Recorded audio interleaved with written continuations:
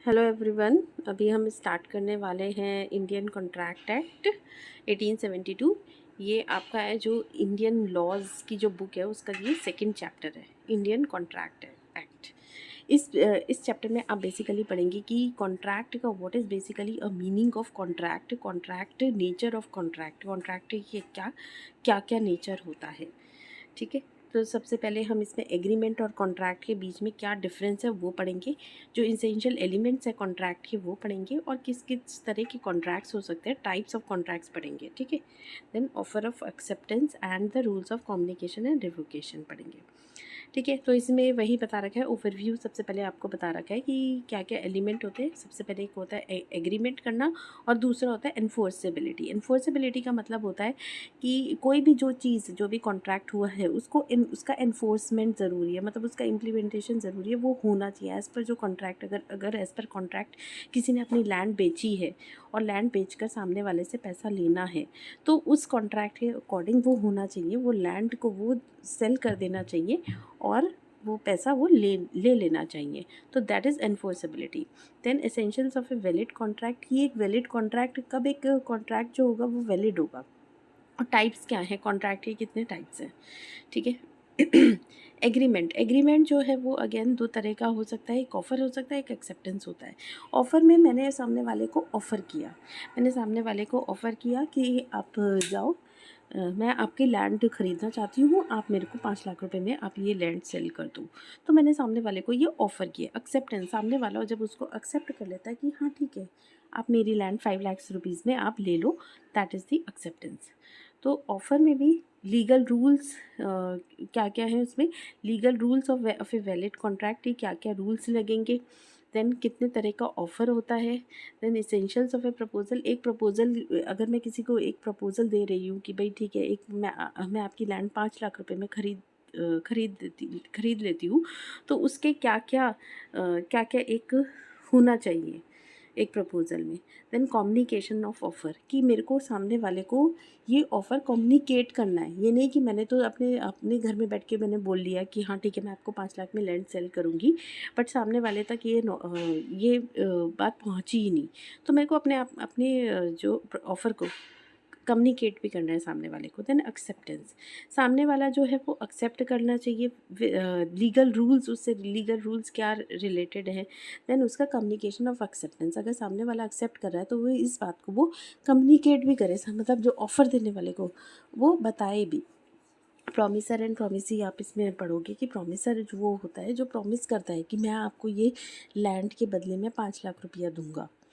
ठीक है, और प्रॉमिसी वो होता है जिससे वो प्रॉमिस करता है। तो ये सारी चीज़ें आप इसके अंदर पढ़ोगे। तो पहले ब्रीफ हिस्ट्री बता रखी है इंडियन कॉन्ट्रैक्ट एक्ट के से पहले, कि सबसे पहले जो इंडियन कॉन्ट्रैक्ट एक्ट 1872 से पहले कॉन्ट्रैक्ट लॉ समझना है। और हमारे को इसको समझने के लिए हमारे को ये जनरली ये हिस्ट्री है पूरी की पूरी, इसमें ये बता रखा है कि एंशंट और मिडेवल टाइम्स में कोई अलग कॉन्ट्रैक्ट के लिए कोई स्पेसिफिक लॉ नहीं था।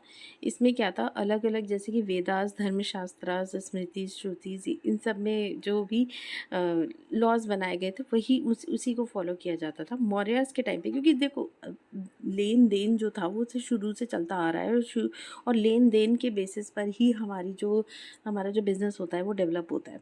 ठीक है, मैंने जैसे कि पुराने टाइम में क्या होता था, अगर किसी को कोई सामान खरीदना होता था वो कैसे खरीदता था, जैसे मैंने अपनी बकरी दे दी और बदले में मैंने उसके बदले में आटा ले लिया या चावल ले लिया, इस तरीके से होता था लेन देन। तो वही बता रखा है कि बायलेटरल ट्रांजैक्शंस हुआ करती थी which were based on free consent on all terms and conditions involve. Bilateral transactions मतलब इधर से भी आप कुछ दोगे और सामने वाले से आप उसके बदले में कुछ ले लोगे। ठीक है, मुग़ल रूल के टाइम पर कॉन्ट्रैक्ट्स जो थे उस वो उन पे लगता था मोहम्मदन लॉ ऑफ कॉन्ट्रैक्ट लगता था।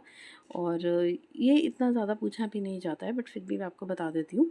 अरेबिक वर्ड होता था अक़्द, अक़्द जिसका मतलब होता था कॉन्ट्रैक्ट। और इसी तरीके से ईजाब वॉज यूज फॉर प्रपोज़ल। अगर किसी ने प्रपोज़ल दिया हो तो उसको बोला जाता था ईजाब।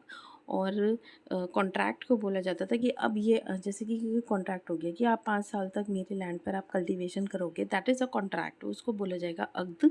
और इजाब, अगर किसी ने प्रपोज़ किया है कि ठीक है मैं 5 साल तक आपके लैंड पे कल्टीवेशन करता हूँ, दैट इज़ अ प्रपोज़ल। और सामने वाला जब कबूल कबूल बोला जाता है, मतलब कि हाँ ठीक है एक्सेप्ट कर लेता है, दैट इज़ कबूल। ठीक है,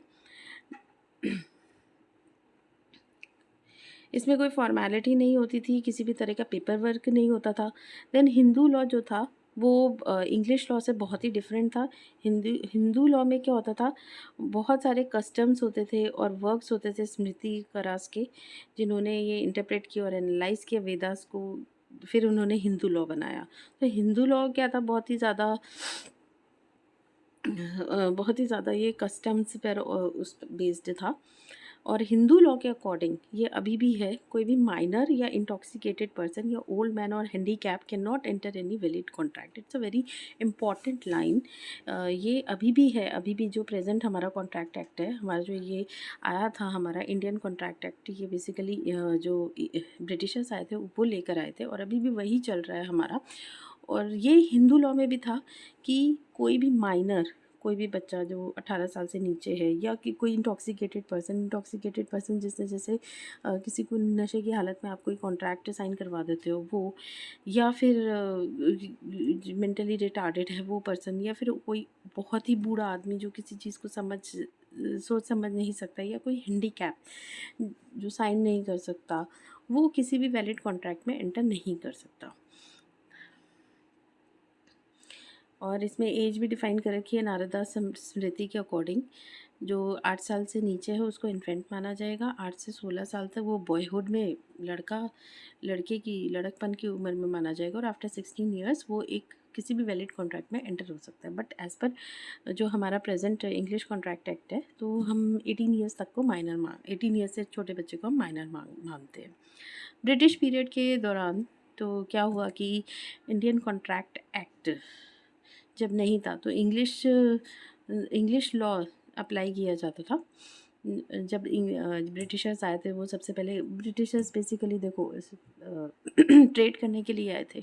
तो जब वो ट्रेड करने के लिए आए तो उनको सबसे ज़्यादा डिफ़िकल्टी किस चीज़ में आई कि कोई एक लॉ ही नहीं था भाई। अब अगर वो कैसे डील करें, अगर वो उनकी Britishers were very organised people, वो बहुत ऑर्गेनाइज हुआ करते थे, उनकी हर चीज़ as per rules and regulations चला करती थी। तो उनको ये बड़ी प्रॉब्लम आई यहाँ पर इंडिया में आकर कि यहाँ पे तो कोई लॉ ही नहीं है। अब अगर मैं किसी को 10 रुपये दे दूँ तो क्या वो है कि वो मेरे को उसके बदले में सामान देगा। तो उन्होंने क्या किया, इंग्लिश लॉ अप्लाई किया। जो भी उनके मद्रास, बॉम्बे एंड कलकत्ता में होते थे, वो था अंडर द चार्टर ऑफ 1726 जो कि किंग जॉर्ज ने दिया था ईस्ट इंडिया कंपनी के।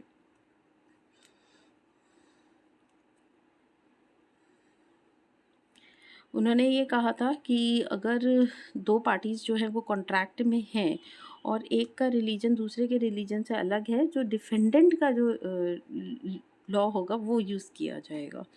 और ये प्रेसिडेंसी टाउन्स में फॉलो किया जाता था। But in cities outside the presidency towns major जो मैटर्स थे वो justice, equity and good conscience के बेसिस पर ही सॉल्व होते थे। फिर उसके बाद उन्होंने क्या किया, ये लॉ ऑफ कॉन्ट्रैक्ट इंट्रोड्यूस किया